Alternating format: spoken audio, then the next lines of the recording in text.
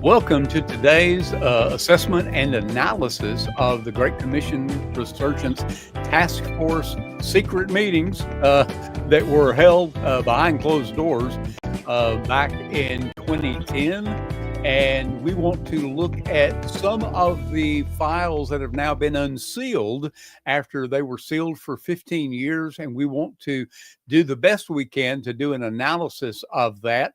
These files, oddly enough, there are no written documents, the binders which they had in these meetings. We hear that talked about on the recordings. Any notes that were taken, et cetera, are not in the archive. Only these CDs, which are recordings of the actual meetings. So we're relying today on some of the reporting of the Baptist paper as they have gone through and begun listening. There are other individuals that are also trying to listen through these meetings and the extensive information that is there. But today, I have joining me a pastor of another smaller attendance church. Want to welcome today to the podcast, Dwayne Rogers. Dwayne, we're glad to have you here today as you join us. Dwayne is a pastor in Louisiana, and during the time frame when all this was first taking place and these meetings were occurring, he was a pastor in Pineville, Louisiana. At that time, is in another church now.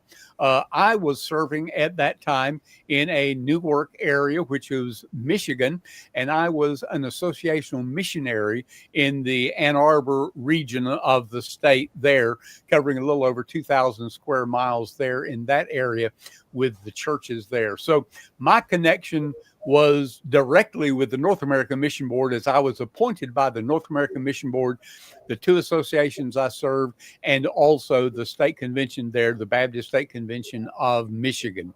So, Dwayne, let's go ahead and jump in this. I don't want to delay too long as far as what we're looking at and how we're trying to address some of these issues. Let's first set it up this way. There are several things that have kind of surfaced, let's say, in the unsealed CDs that we now see. Now, the archives that are holding these there at the library there at the Executive Committee building, these are released on CD. You can go there to their building and listen to the CDs and take notes or whatever while you're sitting there. If you would like to have a copy, they have to make a copy for you and they can mail it to you. But the CDs are $25 each. And we know that there are dozens of CDs in the total number. I'm not real sure how many the total number of CDs are covering all of the meetings, but we only have a record of the first few of these at this point. We are putting a link down in the description of this video to the Baptist paper's reporting on so far, the CDs that they've been able to listen to and they've reported on, giving a synopsis. But in the process of that, I want us to look at a couple of things from these initial reports. First, I had the question, did the members who are on this task force initially, did they come into these meetings with any predetermined outcomes? Were there some things that they determined that they wanted to see happen initially from the beginning? And I think the answer to that is yes, and we're going to look at some of those. Were there any main topics of disagreement as we get started? We'll look at that. were there any common ground topics? And I believe there were, and we'll look at that as we get going as well and try to wrap this up. But let's go ahead and begin with talking about any predetermined outcomes. And then you were serving in a non-South region. I was serving in a Southern region. So our northern region, which was the non-South region. So our perspectives and involvement were somewhat different as far as that went. You were a local pastor, and I was appointed by the North American Mission Board and dealt directly with the North American Mission Board, our state convention, with funding of church planters, all that kind of thing in the process. So that kind of sets the stage. So what were some of the predetermined outcomes that it appears these folks had as they came into the meeting? We've identified 4. Let me just hit them real fast, and then I want to throw it to you, Dwayne, and let you give some observations. First, there seemed to be a stronger tilt of resources to frontline mission fields. The importance of international, underserved North America regions, that shows up very early and repeatedly. Albert Mohler did a money analysis, which helped highlight that. Jerry Rankin, who was the president of the International Mission Board at the time, he pushed very hard on vision at that time. Secondly, narrowing NAMB to basically a few things. The suggestions early on, those who came into the meeting felt like evangelism, church planting, mobilization were probably the primary focuses, and things needed to be narrowed to that and that alone. That there's an urging by NAMB leaders, including Ed Stetzer at the time, and it was discussed as a way to save NAMB, as though NAMB were not savable unless they did something of this sort. So somewhat of a drastic perception. Number 3, altering state and NAMB cooperative agreements. This became a very big point we'll discuss in a moment. Renegotiate, reduce, or sunset these agreements was actively contemplated with explicit, let's call it political calculus about getting a plan that the messengers would pass. Too much could be said that would not be acceptable to messengers. So they talked about avoiding tripwires and talking about things emphasizing that messengers will vote for souls. So couch things with that perspective. And then the 4th thing is creating an additional giving on-ramp for churches that are not satisfied with state allocations. For instance, they came up with the Great Commission giving, and that emerges as a strategic compromise after the initial pushback against a national option. I've hit those pretty quickly. Dwayne, let me give your initial feedback on these kind of predetermined outcomes. Yes, Bobby, I think it's very clear from the reporting that I've seen on the CDs that those things you just mentioned were very clear. We mentioned narrowing NAMB's focus, and certainly it probably was widespread at that point. And unfortunately, I think they've accomplished that to too much of a greater degree, and that they narrowed it down. But yes, it was evident that at least those that were vocal in these meetings had some predetermined goals that they wanted to reach, and those few, I think, honestly, are led or directed the rest that were on the committee to fulfill those goals that they had set ahead of time. Well, Dwayne, I don't have any problem at all with having honest discussions. One of the initial problems that I had then, and I continue to have now, I went back and reviewed the members on that task force, and very few of the members on that task force were in non-South regions. In fact, only 1 or 2 had virtually any experience in non-South regions. And having after coming back from Guatemala, where our family were when I was a younger child, we came back to Georgia, and I remained in the Georgia area until my third year of college, where I went to Oklahoma and then Texas. And we were in those areas prior to going to Michigan. And by the time this started happening, I'd been in Michigan for a decade. And my perception had greatly changed from having been a pastor who was still very mission minded in a Southern environment, very aggressive in reaching people and outreach and supporting missions. I mean, the last two churches I pastored in Oklahoma, one gave 25% to the cooperative program. The other gave 32.5% to the cooperative program. So I was in churches where we really believed in supporting missions and the cooperative program.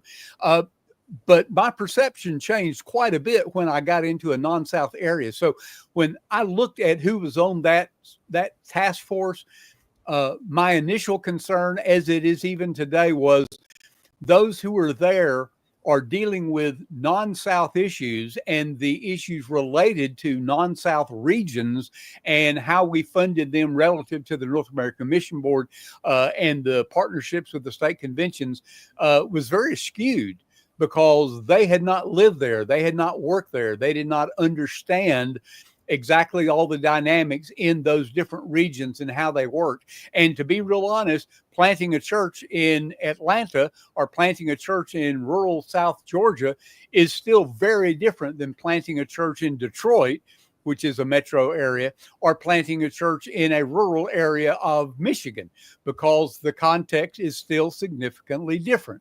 And so I think we missed a bunch of those kinds of things without any doubt, just simply because the makeup of the task force created some issues and some problems with their perception. So I'm not troubled by coming in with some opinions and some objections Right. in the beginning, some ideas.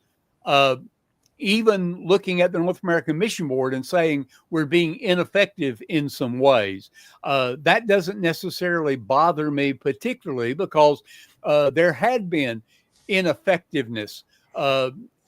Jeffrey Hammond had been there, and there had been some allegations and some evidence of misspending of money and a number of other things that's been documented. There had been some things that had been problems since the North American Mission Board had been created, coming out of the New Century push that changed North American Mission Board into North American Mission Board. But what ended up happening, for instance, at the North American Mission Board was taking bleach water and basically wiping things out and trying to just start from nothing. And even in Kevin Ezel's own words on a podcast with Jimmy Scroggins, he said he had to go in there and just blow things up so that they could start over like they perceived needed to be done. And this was coming from a guy, number one, who was a very, let's just say, supported the cooperative program very little in his past churches. And then one who was coming from a very non-South area. Kentucky was not an area that was known to be connected to the Southern non-South conventions in that sense. So just a lot of concerns, in the way that was unpacked. Let's pause for just a second. Let me mention real fast here, Dwayne, the book that Chuck Kelly wrote. Chuck Kelly actually worked with the task force. He was one of the only people who opposed the task force recommendations as they ultimately came out and were presented to the convention. And he went back and did a 10-year assessment of exactly how's it going. What were those recommendations, and did that help? Did we actually begin to see a resurgence in Great Commission ministry? Was there a Great Commission resurgence? And his assessment, not to let the cat out of the bag if you don't know, but his assessment was it was not a Great Commission resurgence, but a Great Commission regression is how he deemed it. And this is the book. I put it on the screen here in this banner. It's also linked below in the video description. But this book goes through and documents what have been the outcomes. any Southern Baptist who is unaware of what has taken place over these last decade and a half now, after the Great Commission Resurgence was passed, needs to read his book. And basically, the trend lines have not changed from what he sees and he determines there, without any doubt. Any other thoughts on these predetermined outcomes, Dwayne? Well, and again, not to get the cart before the horse, as you similarly stated, but Dr. Kelly does a great job of assessing the outcomes of this. And anyway, I highly recommend that book as well. Whether you like to hear what he has to say or don't like to hear, I recommend it to everybody, because you get a much greater understanding of what has happened in our convention since 2010, and I was there in Orlando, and I honestly voted, for, like the majority did, for these changes with some reservation, but anyway, it certainly has not gone the way that we had hoped it to, and the way that that those that were recommending it had presented that to us. Yeah, you mentioned on a couple of these predetermined things, talking about the finances. Yeah, it's rather astounding when you hear from the mouths of like Dr. Moeller and Dr. Aiken that one of them mentions 98 cents, or excuse me, only. Basically only 2 cents, and one of them says 1 cent of each dollar that's sent in actually winds up on the international mission fields. And for most Southern Baptists to hear that is certainly sad, because that's not what we think of when we think of our cooperative program giving, or any of the other giving that we do through the convention. The biggest one of the, I guess my biggest hesitancy back in 2010, when a lot of these things we voted to implement, was the creation of an alternate method of giving other than the cooperative program. I honestly have been a very strong proponent, and was then and had been honestly until recent years, of our giving through the cooperative program, of not designating what we give there, and it led all of the churches that I pastor to increase their cooperative program giving. So I was concerned about that. Honestly, now I find true what Dr. Floyd had mentioned in here, and kind of countering what Dr. Hankins said. Dr. Hankins said what people can give however they want to, and we're not going to condemn them, and we're not. But yet, I'm finding it now, as the church I pastor has decided in the last 2 years to give other than, or some direct giving, rather than going through the cooperative program. I'm finding that exactly what Dr. Floyd warned back then, saying people would be criticized. Well, that's what's happening to me today, and other churches as well. So, yeah, it seems that many of these things that were brought up back then are concerns are coming to pass today. Well, and it's interesting. We don't have time to dig down into it, but prior to that, and I remember I was an associational missionary in Michigan at the time, but I had been hosting for maybe a year and a half prior to this task force being put together. I had been hosting what we called audio conference for pastors, and it was just basically a training audio conference. We did it by telephone, and so associations and individual pastors from all across the country could log on, and sometimes we'd have hundreds get online with us, and we would have guests like a Johnny Hunn or Ed Stetzer or some of these kinds of individuals that would be guests on there, and they would teach about things that would be helpful. Well, because we already had this network, we had some audio conferences for pastors, associational leaders to talk about this. And the constant recurring theme that came up over and over and over and pushback was that what has happened would potentially happen. And of course it was forecasting, but for those who had been Southern Baptists for a long time, some of them associational leaders, some of them in state conventions, and others just pastors who had been actively involved, they were foreseeing many of these kinds of things that have happened. And I think you're right. One of the big sticking points, and as we see in these recordings, it was a big point of discussion of whether to present a Great Commission giving option. And as we have heard testimony, not in these recordings at this point, but from others outside of that in these past years since this was passed, there were some that have just said, and it may be, I'm trying to remember if Chuck Kelly mentioned this in his book. He may have brought this up in the book, but one of the things that has been mentioned is one of the reasons for Great Commission giving was to be able to highlight and be able to raise up these megachurch pastors who did not want to give 10% to the cooperative program. They did not want to give, many of them, including, the new president of NAMB ultimately, and people like Johnny Hunt and others.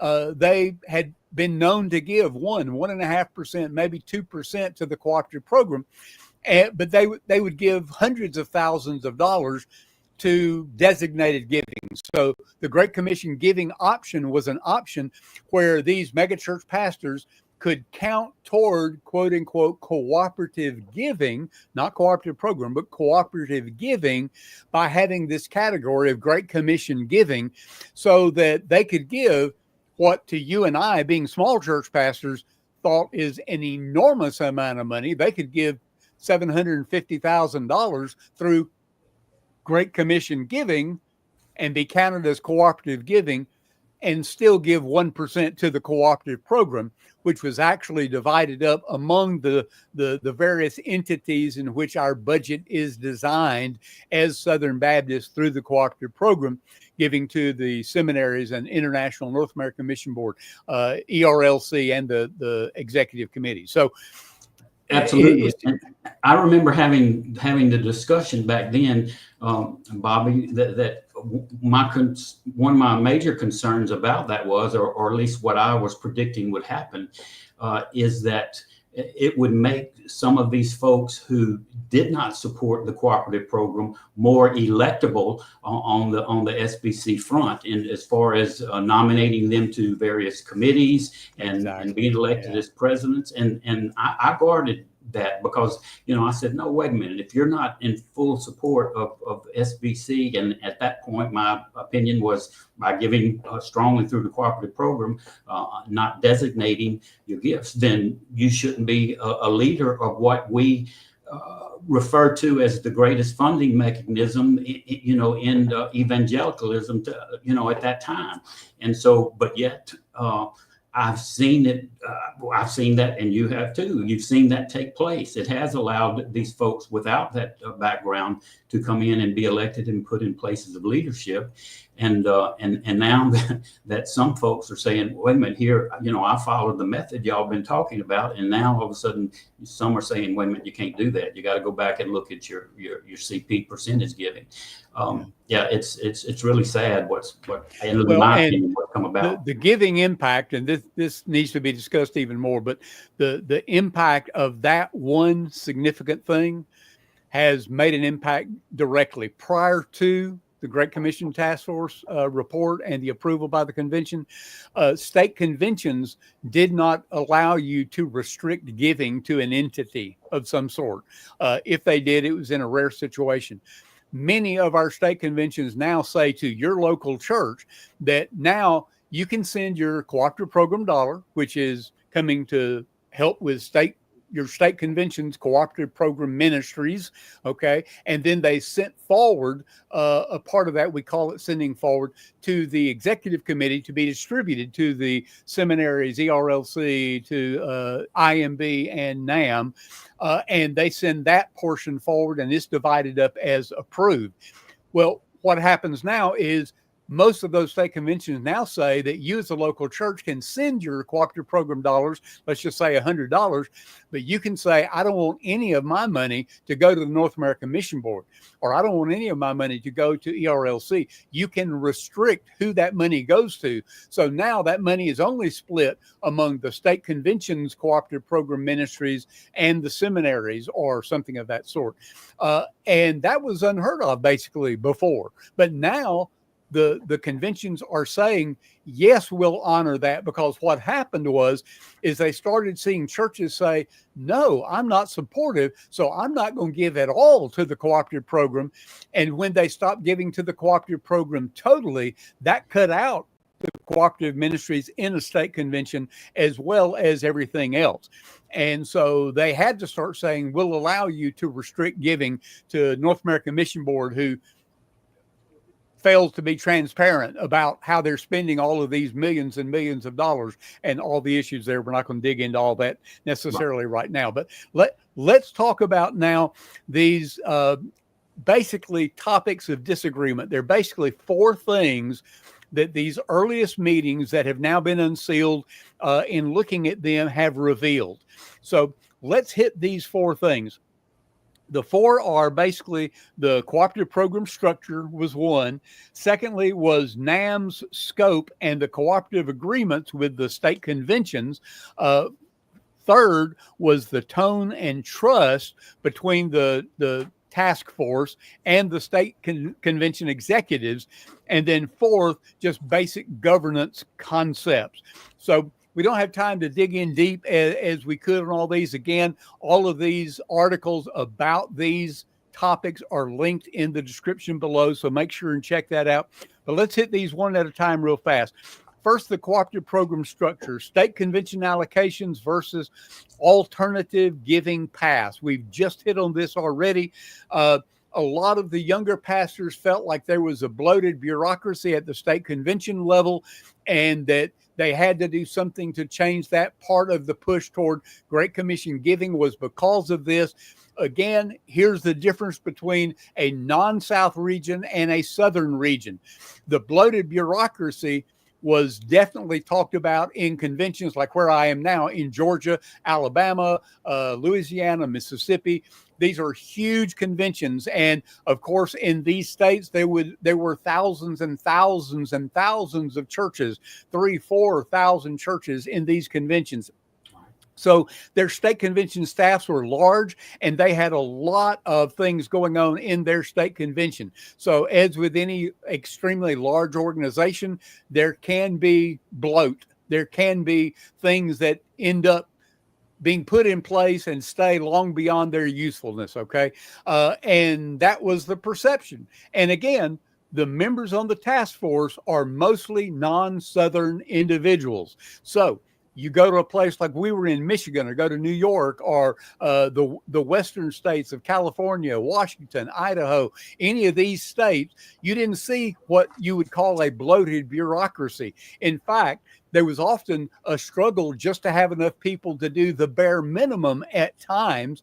And many of the funding sources for having the staff to be able to do some of those things in those state conventions came from the cooperative agreements that were with the North American Mission Board, where cooperative program dollars given to the North American Mission Board were sent back to those non-South regions, which were underserved regions, to be able to give them funding to be able to help those existing churches, give them the funding to be able to help in all kinds of evangelism activities and resources and training, in addition to church planting. So again, this perception is very different between South and non-South regions. What were your perceptions, being somebody who was in Louisiana at the time, of this cooperative program structure? Did you hear this tension, or did this seem to make sense to you? I did not hear the tension actually locally in those discussions, but I did hear it elsewhere and experienced that myself. I've and part of my employment, I've been on temporary duty for months at a time in some of these what was pioneer states, New Mexico, for instance. And I remember going over there and immediately connecting with a local church and trying to connect with the DOM. And I found out real quick that the resources were not there like they were back in my home state of Louisiana. So I did hear and get some feedback on that tension, and was quite frankly was a little bit surprised, because I expected my offerings to Annie Armstrong, and expected my gifts to be mainly going to these unreached or lack of church areas, such as what we used to refer to as pioneer missions all the time, and into those areas, and was concerned when I was hearing people say things like they're not holding up their end of the bargain. Well, hello, they've not been established, they've not been evangelized, and not been discipled as well as those of us who come from the South. Yeah. Now, living in a non-South area at that time, there's no question there was room for improvement. I didn't qualm with that. I had a lot of issues at times with our state convention, and went back and forth with our state convention leaders and whatever, back and forth a lot of times about what we needed to do and how we needed to improve and how we could be better stewards of the resources that we had. But the reality was there was not the bloated bureaucracy that was communicated and perceived by many. And again, those are coming out of non-South areas typically. Now, the second area of disagreement that we see surface from these recordings is NAMB's scope and the cooperative agreements with the states. Now, NAMB and the researchers that have been looking into this urge for there to be fewer assignments, a leaner structure, more accountability, and reworked agreements. What ended up happening in the implementation was basically they eventually just totally eliminated the cooperative agreements. And there were several stages of this happening, but it happened pretty quickly.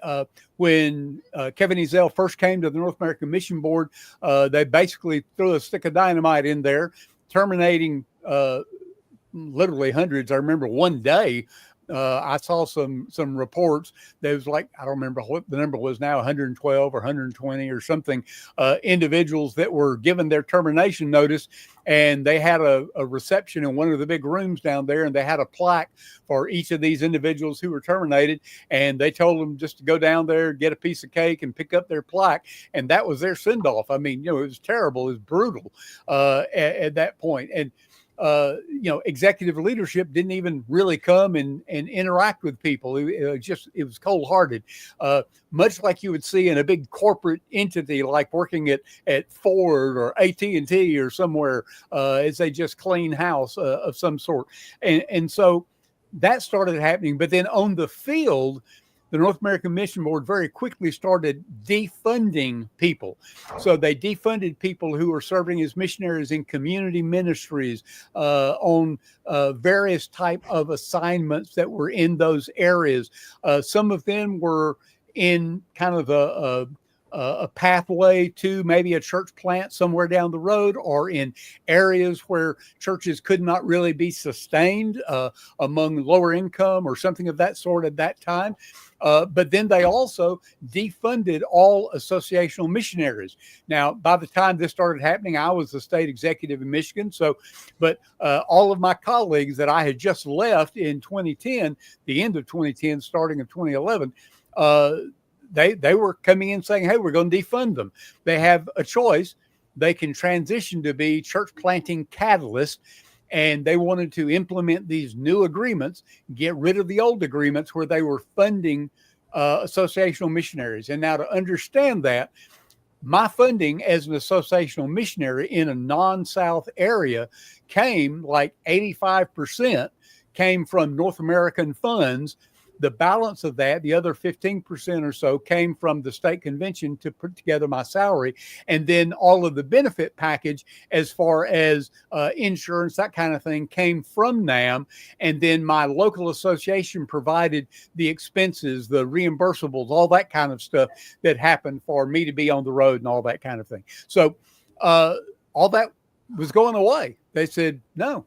And when addressed about this, the question was simply asked, if you want to do associational work, we don't care, as long as you're hitting these metrics for a church planter catalyst. So you need to be planting at least 3 new works every year, or ABC. I mean, I don't remember all the specifics now.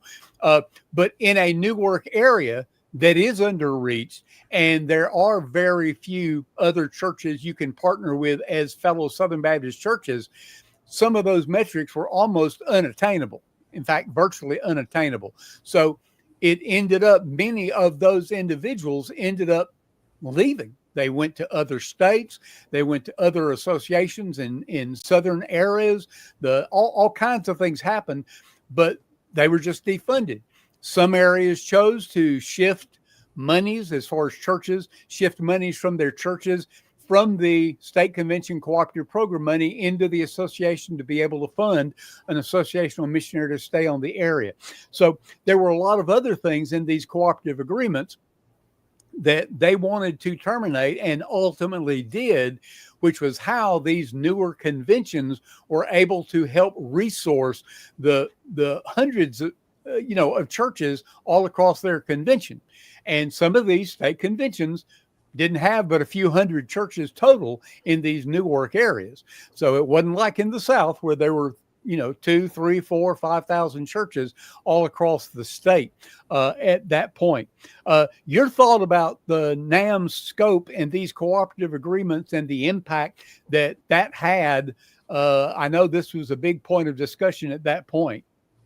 Absolutely. And, it's, I believe in making sure your vision is at a point or somewhat narrowed to a point where you can accomplish, and, you can work hard towards that. But there comes a point when you can't have tunnel vision. Your vision has to be a little bit wider. Let me give you a direct example of what of Ronald Reagan's trickle-down theory, if you will, on what you were just talking about. I remember writing a letter to my state executive early on in this process when the state of Louisiana was going to no longer partially fund our DOMs. And again, we're in the South, and so it's the problem was magnified when you go to the non-South states. But I remember writing a letter saying, look, I don't think, it's right to do this, especially at this time. Let's communicate this a little bit more, and let's maybe work on a longer term of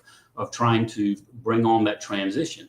Because if not, what is going to happen, and I have still somewhere letters to that effect, where I said, what's going to happen? People's going to withhold from their cooperative program giving to the state, and lo and behold, that's exactly what happened.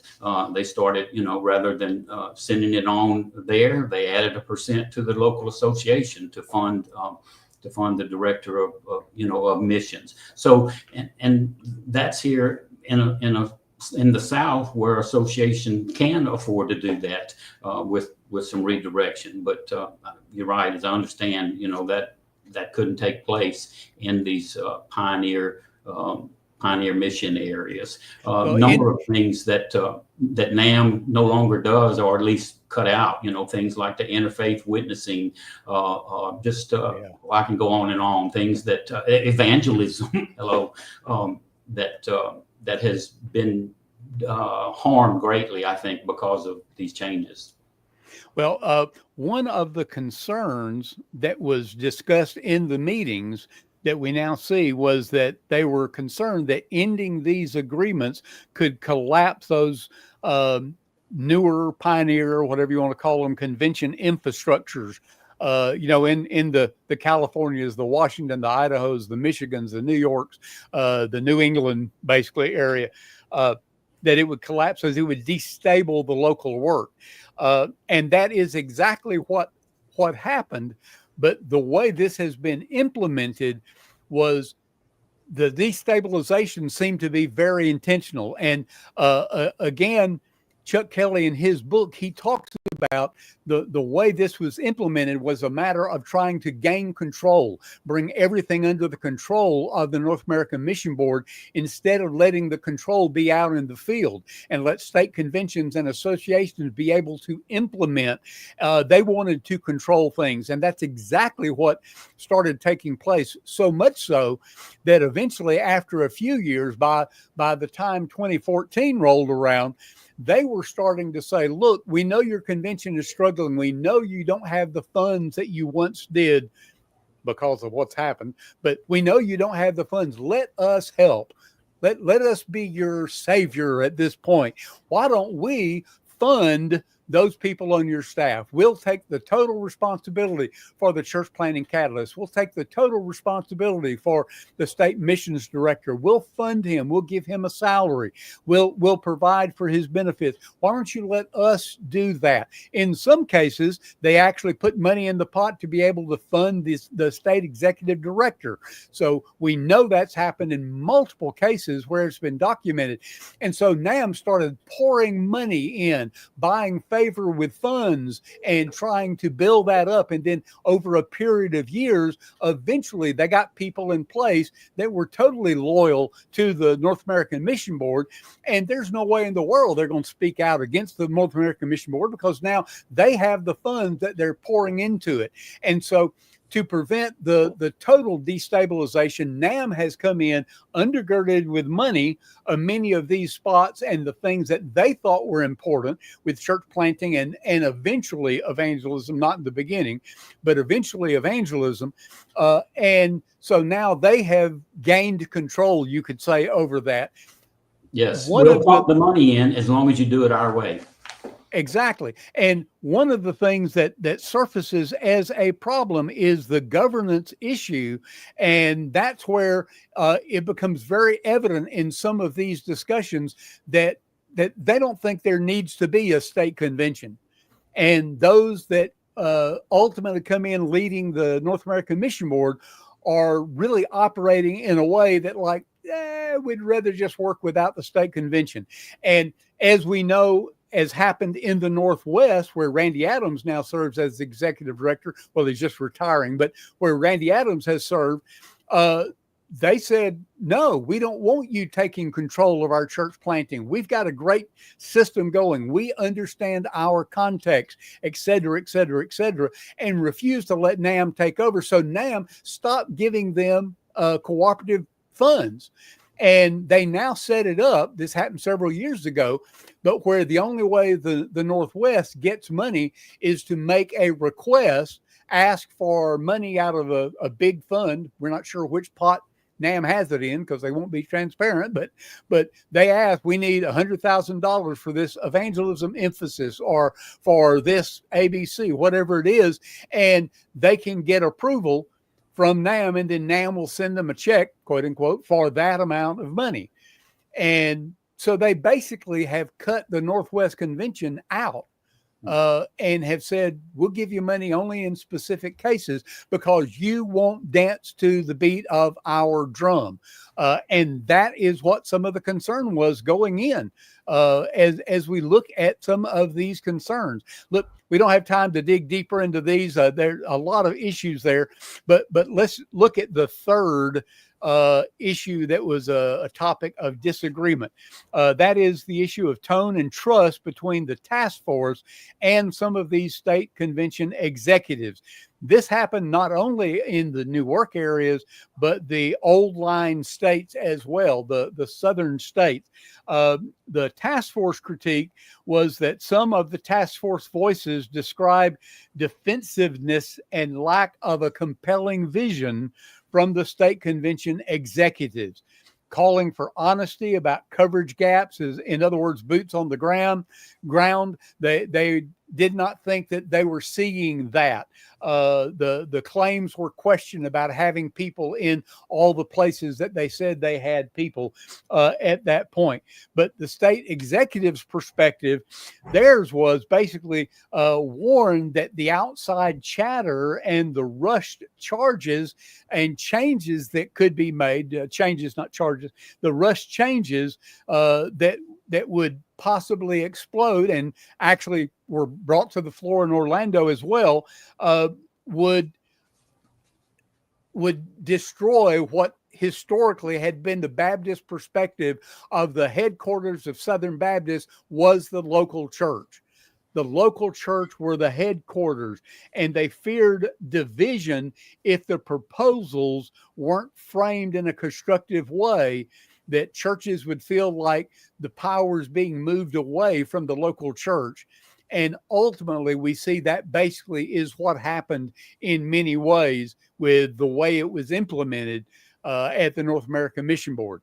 But this third issue of tone and trust between the task force and the executive directors, and how that would ultimately be presented at that convention meeting in Orlando. Your thoughts, and maybe what did you hear that allude to this? No, you're correct. I mean, you could tell in these the reporting that I've seen on these committee meetings, or task force meetings rather, that was evident in there. There was much tension between the state executive directors that were part of it, and some of the other representatives of churches. And as you mentioned, we're talking about all people from the South. I mean, this wasn't a North versus South or pioneer versus established issue. This was the disagreements and concerns that were taking place within the folk from the same regions. My concern and impression has been that there was more effort put forth to maintain and to save what has been established, rather than looking at what was right and what God was leading to do. And I'm not saying that people ignored that as on the task force. I know they sought God's direction and God's will, but at least in what I've read about the recordings, and by the way, we mentioned earlier, is reported there was 57 compact discs from that task force.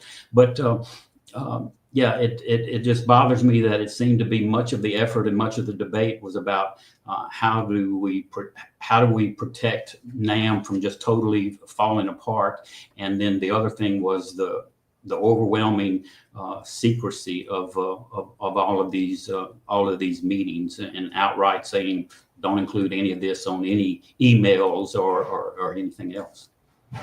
Yeah, and that did surface that there was a very clear instruction to make sure and not put this in a format that was traceable, that could be documented. Let our discussions be that way. And to me, that's very concerning. I remember I had a state convention executive said to me one time, there are many things that I will not ever write about. I will call you so that if something comes up and I need to say there's a discrepancy, I can argue my point and there's not a paper trail. And he point blank said that. I don't want there to be a paper trail. And that, inside my spirit, that hit me hard. I was like, holy cow, you're one of our convention leaders, our executive director at the time, and you're telling me don't do things in such a way where it's trackable. And my mode of operation had been as an associational leader that when there was a controversy with the church or some disagreement with leadership or whatever, I would go back, I would document that conversation. I would write down, this is what we talked about, and here is what I told you. Okay, here are the three things I would do as a result of. Here are the three things I said, how I would respond if you did so and so. And then I would send that to them. because I wanted to have a document that said, here's what we discussed. And what I heard was, I would rather not have anything that documents that in case, I don't know, you think secrets, unless I change my mind or unless I want to deny it, unless I whatever. That's just really concerning. And the whole idea about how these were sealed to start with is very concerning anyway. Okay, let's hit on the fourth issue because we're wrapping in these other topics into this too. But the fourth kind of topic of disagreement initially that we see coming out is the government concepts or governance concepts. Those who are advocating for change, they had a few big structural ideas, things like that surfaced. We had people talking about this some, things like mergers, like the IMB and North American Mission Board merging, some of those kind of things were brought up, rethinking the EC, the executive committee, how that operated, those kind of things, ultimately to free mission dollars. And that's kind of the thinking of those. But the cautionary voices that we see rising here say we don't want to single out any one entity because that could have long-term consequences. It could have unintended consequences down the road if you're trying to point this entity has bloat, this entity has corruption, this whatever at that point. And so some of these issues about how we're structured and governed. Now, don't forget the New Century restructuring took place. What was that, 2000? So it hadn't been but 11 years, and that's when they got rid of a lot of things like the Baptist men, what do they call it? Brotherhood, the Brotherhood, and some of those kind of things that were all operating, the Radio Television Commission, some of those kind of things, which down the road, in hindsight, we see some of those were pretty bad mistakes. They should not have been done and eliminated like they did. And now we're looking at restructuring again and saying that we need to free up more dollars again. And in some cases, not really hitting on the root of what the problems are. What are your thoughts on this issue of change of governance or concepts in the governance of the convention? Well, sadly, we see exactly the opposite of what Baptists have traditionally stood for since the whole time that we've been in existence, and that is, everything needs to come back to the local church and the headquarters. I've heard people make reference to this. The headquarters of the SBC, the headquarters of the IMB or whatever, it should be in the local church, and then going out from there. But here you see, the struggle to change that, and I think we see some of the direct things that happen because of that. Now, just this past convention, this past summer, we were told by the president of NAMB that, what the convention has passed is just a recommendation, and I received that recommendation, but I don't have to act on it. Well, that's from the top down, and that's not what we as Southern Baptists have been traditionally for and have struggled for over the years to maintain that. And it's just it's sad, I think, that that we hear that from people who were supposed to be representing us and carrying out the will of Southern Baptists. Yeah, exactly.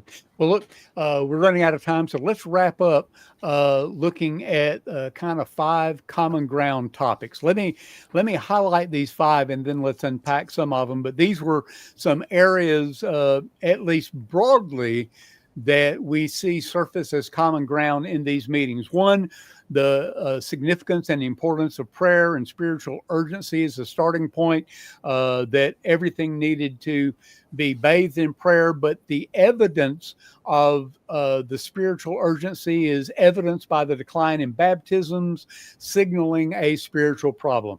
Secondly, need to focus North American Mission Board on fewer mission critical assignments, do a few great things rather than trying to do as many things.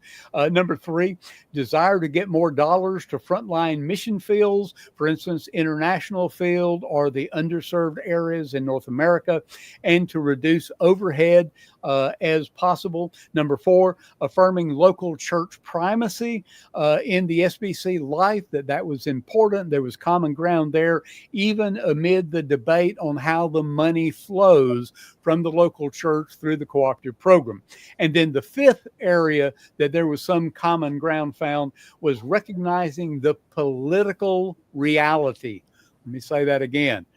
Recognizing the political reality, the proposals must be framed in such a way that the messengers can accept them in the annual meeting messenger hall. And so there was common ground on the political nature of trying to make these kinds of significant changes. Your thoughts initially, Dwayne? Well, let me just start where you ended, and that is, there seemed to be much effort put throughout the thing in framing whatever they were going to present in a manner that would be acceptable to the Southern Baptist messengers who showed up in Orlando or in whatever conventions after that they would be trying to adopt these things. There seemed to be way more effort put into that than making sure that we're doing the right thing or just being transparent. I mean, that's any issues that I have today, like with NAMB, is just simply transparency, and they could remove any doubt or any questioning that anybody had by simply being transparent. And so no wonder that we are where we are today, because our leadership was saying back then, we can't be transparent. If we're transparent, people might not go for this. So let's frame this in a way that they will. That's just a sad indictment on our leadership, I believe, at the time. Well, and Dwayne, let me just mention this as you bring this up. I understand wanting to couch things in a way that people understand, that it's understandable. Every person who's ever run or operated a business meeting who is thinking through, especially if you have a controversial or divisive issue, you think about, where is that placed in the agenda? What's before it? What's after it? What kind of things will lead to the environment in the room, the tone in the room, to use that terminology they use. There's not a problem with that, to make sure that people have the opportunity to receive and to understand that clearly. My concern is because they're looking at it, quote unquote, politically, that politically, how do we get this across the finish line? Okay. What do we need to do? When you start throwing in the word politically, that starts beginning to sound like now manipulation. How are we going to do things to manipulate the room, manipulate the messengers to try to move them? What is going to be the path? And my guess is, if we were able to see emails and text messages between these individuals that are leading up to the actual voting in Orlando, there would probably be some very clear directives. This is what needs to be in the messaging. These are the words we need to use. This is how this needs to be framed. And that's all taken from these earliest meetings that we've now been able to listen to and are reported on here in the Baptist paper, that make it very clear that the kind of political nature of what is taking place is very clear. Absolutely, and that's where my comments were coming from. Was that it was a planned political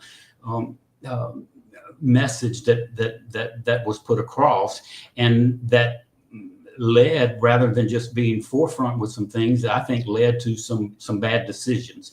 A great example, even more recently, I think information that was put in a certain framework concerning sexual abuse that occurs in churches led the entire convention to make a decision, well, not entire, but though, I mean, the majority that was voting that day made to a decision that I think has come back to hurt more than it has to help. I mean, look at the dollars that's been spent. It's not been to the victims, it's been to attorneys and other things as well. So anyway, but back to that's multiple millions. Yeah. Yes, it's you know, that's when it's wrong, when people are not being upfront and honest about what they're trying to convey.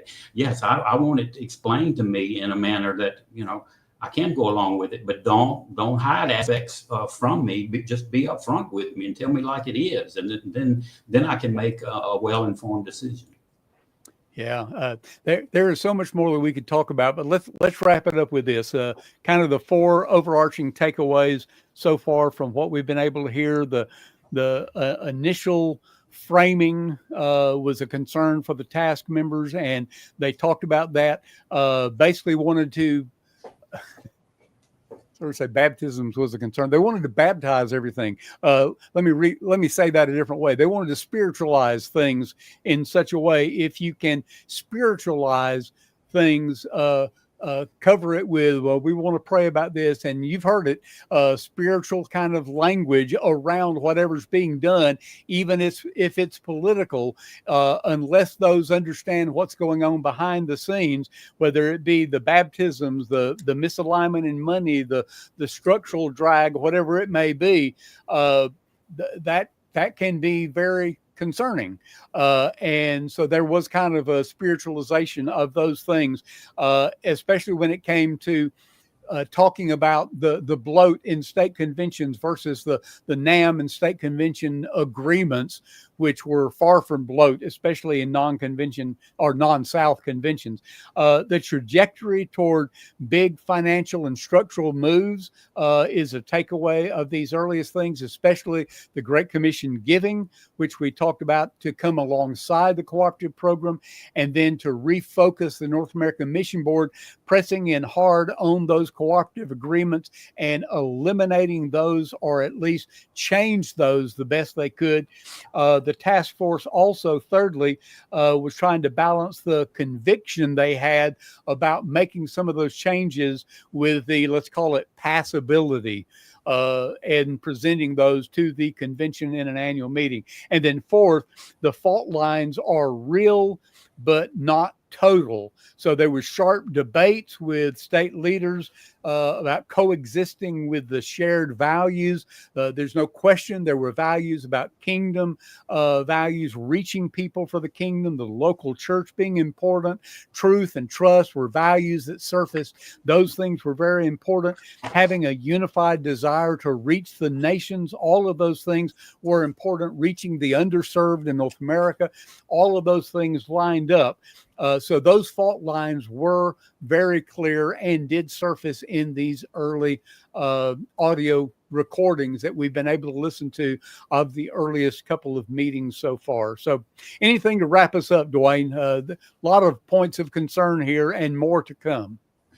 Right. You know, it's just sad. And I would love to be able to, I can't afford $25 a CD, but I would love to be able to listen to some of this audio so I don't have to depend upon, what someone else's take. But much of what I'm basing on is what I've seen quoted and not, not just somebody else, saying, well, I think this is what they were saying. But